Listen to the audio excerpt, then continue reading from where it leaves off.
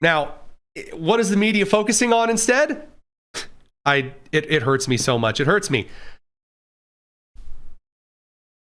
Democrats have entered their thirst trap era. All of those things that I just told you. All of those things that are considerable national stories. Instead, Democrats are saying Republicans are all going like little neo-Nazis. Again, the same Republican primaries showing the exact opposite. Democrats, in the meantime, and I'm seriously not, I'm not joking. This is the Axios article of the day. For those of you who are on the radio, it says hotter in the middle, and it's got a picture of Abdul El Sayed doing like the, how you doing, kind of with the sunglasses. It's got Zoran Mamdani grabbing his left boobie in a suit. And then it's got Jon Ossoff looking slightly constipated. So, yep, this is where we are. Democrats have now entered the we've got hot boys phase of the election. I seem to remember this with Beto O'Rourke. Didn't we do this? Comment seriously. Those of you down in Texas, you definitely would remember this better than I would. Didn't we do this? Didn't we do the Beto O'Rourke and mom jeans is like super hot with the ladies of Texas? Haven't we done this? Now we're doing like brat summer, but like boy brat summer. Ugh, it hurts me. No, seriously, this is the actual Axios article. Democrats seem to be leaning into a specific midterm strategy, especially on socials. Quote, bringing sexy back. End quote. They're bringing sexy back, guys. I just have one question. Are you sure about that? Seriously, just why? Why are we doing that? Why are we doing that? Why make all of the fuss over this particular nonsense? Well, because in this case, Chuck Schumer told the Washington Post that Democrats have no chance of winning in Michigan. That's it. Chuck Schumer told the Washington Post, this is article earlier today, quote, a path to winning back the Senate clearly goes through Michigan, but we have a whole bunch of different paths, end quote. And immediately there was panicking across the entire DNC. Why? Because the Senate minority leader, the titular head of your entire party, should never be saying, we don't really need that state. We don't really need it. We covered this yesterday. Abdul El Sayed is burning. And I mean, it's bad. Mike Rogers, in his Ford that Abdul staffer thinks is a KKK cross-burning callback, again, driving a classic Ford in Michigan. Oh my goodness. Now they're like, oh crap, we got to panic. So that means they either have to pick up North Carolina or they have to flip Alaska. We're going to talk about that later this evening as well. Alaska's polls don't close for a while.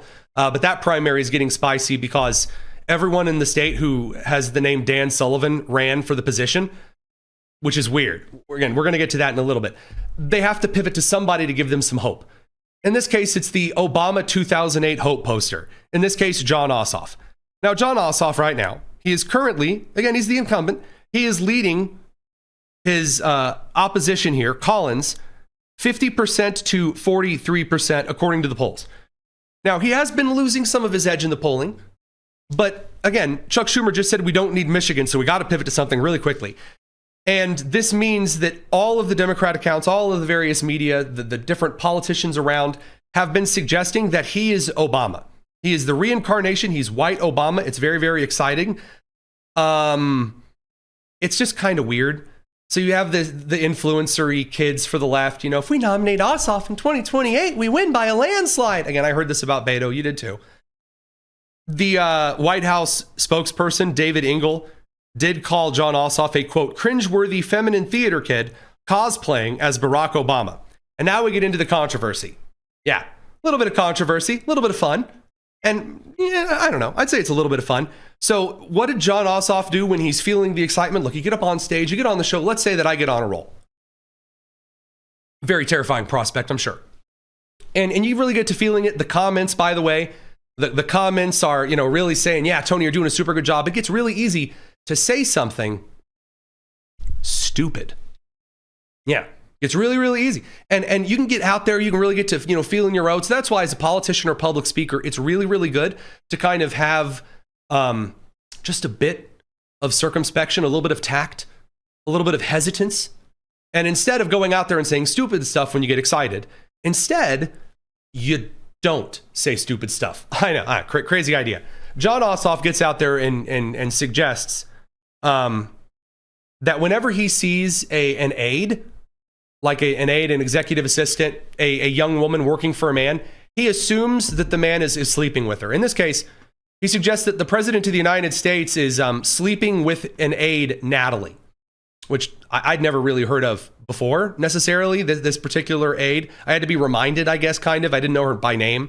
Jon Ossoff getting excited at the rally. Again, this is the new Obama. This is their plan after Michigan is kind of in the trash can. And while the sailors on the Lincoln fight his war, while he fruitlessly drains our munitions and oil reserves, the president sleeps through his meetings. Okay, so he's starting off with some of the classic lines. He's saying the Iran war he doesn't like is going very badly. He's using the Abraham Lincoln story. We talked about that a little bit yesterday. This is also, we're trying very hard to gin this up. Jake Tapper, for example, he's pivoting very, very hard after being made fun of for the Secret Service protecting the president. And then Tapper said that was unacceptable. Tapper's trying to suggest that like the Abraham Lincoln is on fire and everyone is simultaneously dying over there, which sounds like exaggerating it a bit much.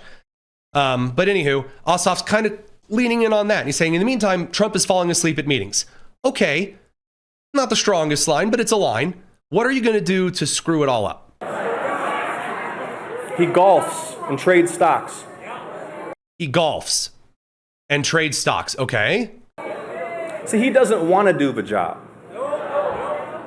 He wants to build his ballroom and travel with Natalie on their apparently defenseless flying palace gifted by the Emir of Qatar.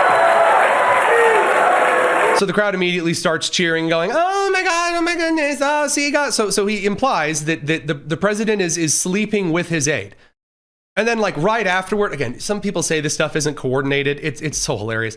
Immediately, the Kamala Harris X account that rebranded itself like 13 times because everyone made fun of it. At first, it was the like Democrat 6-7 account. And then everyone said that was really embarrassing and it hurt me and my soul. And so then they just changed it to headquarters. Just strange. I guess this is Natalie. I had to look it up. Thank you. It's about 20. So there's this blonde aide, just a person next to the president while he's watching something from the DNC in 2024. Again, I told you, they're pulling all the 2024 things back out again, where Trump is just telling her what to write as like Truth Social posts while he's watching Democrat stuff falling apart. And so it ran again, and it's like, see, Trump's got an aide. And people started asking a lot of questions. Question number one was like, why did you immediately go after the guy's like staffer? That's kind of weird. So are you just going to attack your opponents by saying, you're probably sleeping with all of your staff? You do realize that Graham Plattner was just, the Eric Swalwell was just there. There are more Democrats in the House that are now under ethics investigations for just being close to these weirdos. You really want to go down this route right now, right here? And also, why go after Natalie? Even Jen Psaki tried to kind of give him a ladder to climb out of this hole. As Western Lensman over on X, friend of the show, put it, she kind of tries to provide mop-up support, and he immediately just starts backpedaling as hard as he can. Why'd you decide to invoke Natalie Harp specifically in that speech? Well, Jen, thank you for having me, and here's the point. We're in wartime. Yes. Hey, why did you accuse that person of sleeping with having an affair with their secretary, their executive assistant, their aide, their whatever? Well, we're in wartime. Yes. Winston Churchill once talked about accusing them of having an affair on the beaches. Yes. The commander-in-chief has mired us in this geopolitical disaster. People have lost their lives. Our naval logistics are frayed. The global energy system is in crisis. What does that have to do with Natalie? What does that have to do with the girl that's working for him? What? Radio crew, we'll see you guys on the other side of your commercial break here in a second. We got to continue on the live stream. In the meantime, it's the Tony Kinnett cast here on the Daily Signal.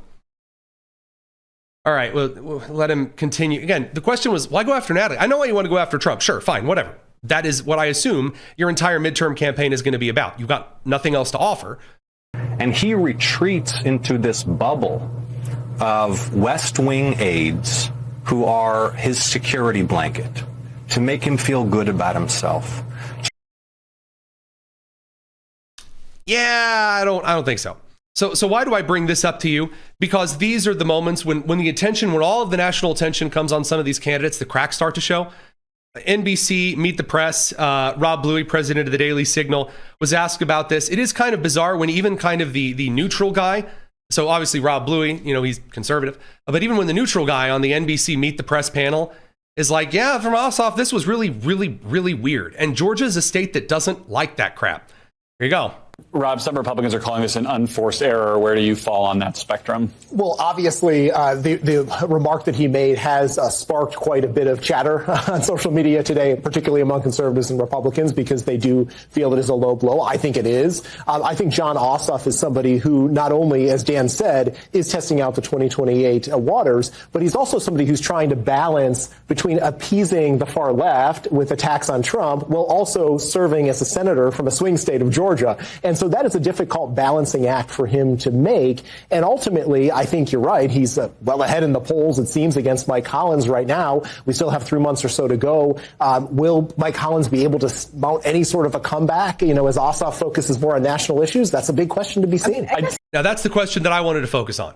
So did Collins actually come out? I was looking. I was kind of keeping an eye out for things. And wouldn't you know it, producer Jen, she found Mike Collins' response. And are we getting into kind of the drama and the he said, she said kind of stuff? A bit. But if Collins can deliver a really strong, like kind of a really casual, I'm the adult in the room, Ossoff, he wants to be a little pretty boy that wants to run for higher office. I'm here for Georgia. And he acts like the adult. Mike Rogers compared to Abdul El Sayed. Huh? Basic stuff. Is that what he gets? And the answer is I wish Collins had done better here. Here you go. Hey, Georgia, Mike Collins here.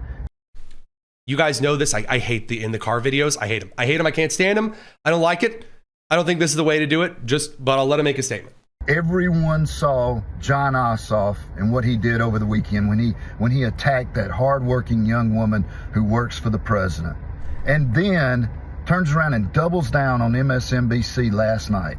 And as a father and a grandfather to some amazing girls, I hate the insinuation Ossoff is making here. By the way, everything that he's saying is true. One of the comments pointed it out with a super chat. Again, you didn't need to do this. Chio Sap says, Natalie Hart, she's a cancer survivor who survived because President Trump invoked, the right to try Laura, which saved her life. And also he said, Ossoff is an ass. Correct. The point here is Collins' response as well, because I need the follow through.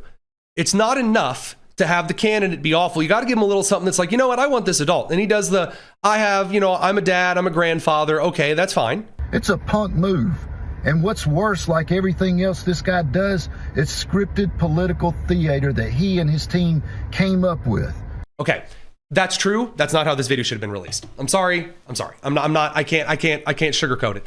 You got to do better than that. You do. This has to be, you've got to have the team do the clipping. The clip has to be in the video. This isn't for the rest of the audience for a second. This is to the Collins team. Guys, you start with the clip of him doing the ugly thing. Then you have Collins come in and just smack it down really casually, and then you get right to it. You got to get out there. There's got to be some oomph. There's got to be more energy to this. Because he's doing the prima donna Obama stuff. You've got to be basic American dad. That's my little extra bit there.